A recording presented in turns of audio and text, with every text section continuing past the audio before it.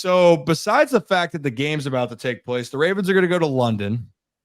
And Zach, you brought it to our attention here that as far as we know, the Ravens got out there early, but I guess there's conflicting thoughts on when you should head out to London for an NFL game.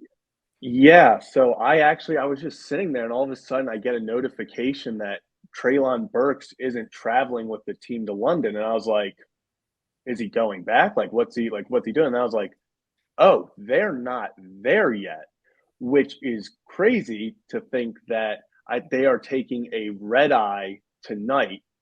I think I saw a quote from Vrabel saying they were going to do work on the plane on their computers. So they're going to do film study, go right to a team meeting, and then start practice. So they are really crunching down the time. I think I saw some people saying they're trying to avoid their bodies adjusting, which I don't understand if you're playing an 8:30 a.m. game Nashville time. So Makes no we'll sense. see. This Math doesn't happened add last up. week. Yeah, we've seen a lot of teams try different things.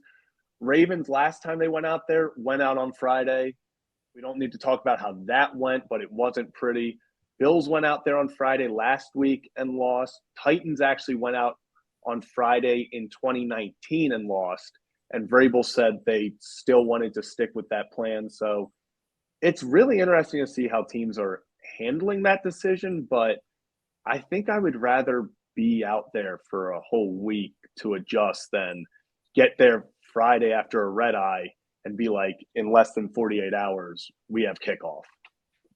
Yeah, listen, I have a ton of respect for Mike Vrabel. I actually think he's an incredible coach, and it's just a shame that there's certain parts of that team that just doesn't have the talent that they need to get over the hump. Because I think with the right talent, Mike Vrabel can easily lead a dynasty type team. I mean, that's just the type of coach that I think he is. But this decision makes zero sense. I don't get it. I don't know why he's doing this.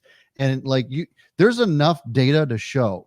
Obviously we've made our opinions heard on analytics on this show already, but there's enough data to show just how poorly teams do when they don't have enough time to adjust to the time difference. And to your point, an 8:30 game, that's going to mess with you. It doesn't matter how good you are. I mean, the Bills hung 48 points on the Dolphins and then a week later lose to the Jags, and they just looked like they didn't have their act together. And I think a lot of that had to do with the time difference. And you can't tell me that doesn't affect the team.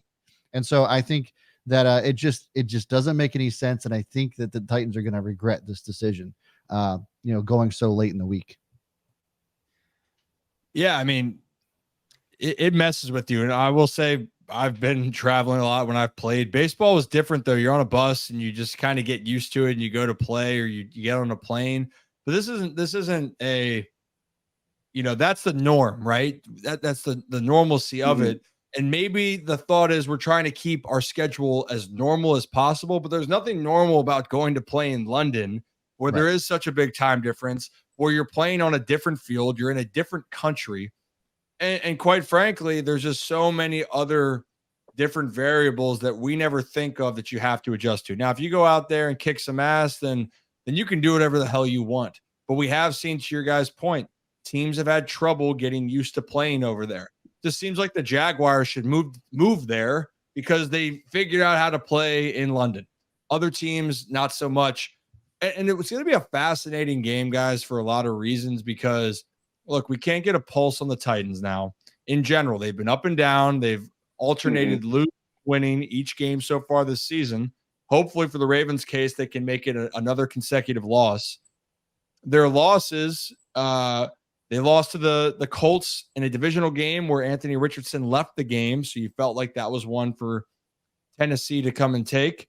For Baltimore, they also let a divisional game slip away after having a 10-point lead, and they lose to the Pittsburgh Steelers in a game where they really felt like slipping away, pun intended. A lot of drop passes, a lot of mistakes. But guys, if we're going to go into this right now, what makes you feel confident that the Ravens are going to be able to right the ship and knock off a Titans team where this has now become a rivalry yet again? Yeah, and actually, it's been kind of a fun rivalry that we've seen over the last couple of years. But I will say this, and I'll just stick with the adjustment, the time adjustment. I mean, the Ravens have now been there almost a week. I mean, they got there Monday, and the drops that we saw against the Steelers was highly uncharacteristic. We didn't see one drop from that wide receiver core until last week. So I think they get it right. I think they fix their issues. You know, Lamar Jackson actually spoke to this about how it just they're still working on gelling together and creating that chemistry, and it takes time. And we've talked to other wide receivers, and Darius Jennings, our friend Darius Ryan has spoken to this as well. It's like that week 5 to 6 is really kind of when you start to see what the teams are made of. And so while there's still a lot of variables here, especially with the London game, I think that we could see what the Ravens are really made of this week because almost everybody's healthy. I think the wide receivers, that whole core gets their shit together. And I think that that we should see a pretty solid performance from them. If nothing else, they've been more consistent than the Titans. And I think that's why they take this game. Yeah, I think it comes down to the Ravens defense. Honestly, I think the offense is going to do what the offense did prior to last week. I think, like you said, they're going to fix the drops. I don't see them having 8 drops again. If they do, you got to make some changes somewhere. Let's hope we don't even have to discuss that. A wide receivers coach is done. Yeah, that's a tough scene for the wide receivers coach. But the Ravens have, I think it's the second most sacks in the NFL. They're getting pressure on the quarterback, and the biggest struggle for the Titans offense right now is protecting Tannehill and giving him time. So I think that kind of adds up well for the Ravens to get after him. Just putting more pressure on Tannehill to go out and make mistakes because he's that quarterback where their whole game plan is give it to Derrick Henry, who hasn't really looked like Derrick Henry, knock on wood, so far this year. And so when he's not doing that, when you put the pressure on Tannehill and then you can get to Tannehill, suddenly that offense is very weak in a lot of areas. And honestly, you just got to worry about DeAndre Hopkins at that point. So I think stop the run is the biggest thing. I think Patrick Queen and Roquan are going to be very good at, I think, containing Derrick Henry. And I think we get after Tannehill but at the end of the day, it's London. That's what I hate about this is it's London and anything can happen, sadly. It sure can. And we remember as Ravens fans, when they played in London against the London Jaguars, it didn't go well. It was brutal. It was, I could see why that Jacksonville's really, that people were saying, well, maybe they should move out there. I'm starting to get it. They play really well there. Good for them. To your point, the Titans offensive line is a really tough go, Zach. But for both teams, the Ravens and the Titans are very good at stopping the run. If Tennessee's going to win the game, it feels like Derrick Henry and Spears have to really be the ones that can take the pressure off for Ryan Tannehill. Because if you're going to ask Tannehill to throw 30 plus times, I think the advantage is going to go to Baltimore. But if you can for the Titans, if you can keep the pass attempts under 30, try to be efficient, then this is going to be a really ugly, stressful game for Ravens fans. Ravens are second in the league in yards allowed.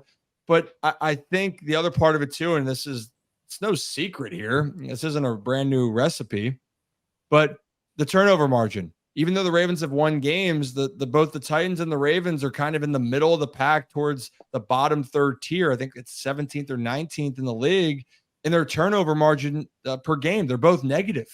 So and the only reason I'm bringing this up is because you saw that with the Steelers, that the Ravens just felt like they were in control the entire time. The Ravens don't get points on a field goal attempt. The Steelers block a punt, turnover in the red zone, and then you look up and go, how the hell did they lose this game by 7? So that's what it's really going to come down to. But I'm with you. I think Lamar is going to be Lamar, and I think it's going to be a good wake-up call for the squad. And the Ravens get to 4-2. And now they're going to have to, because the rest of the division, the Steelers aren't going to go away. And Cincinnati, they win this week. Shit. It's all coming back. It's all coming back, and it's going to continue to be a grind. Yeah, I mean, the Ravens have every opportunity to really kind of take this division. And so their schedule isn't going to get any easier. So they really need to get this dub.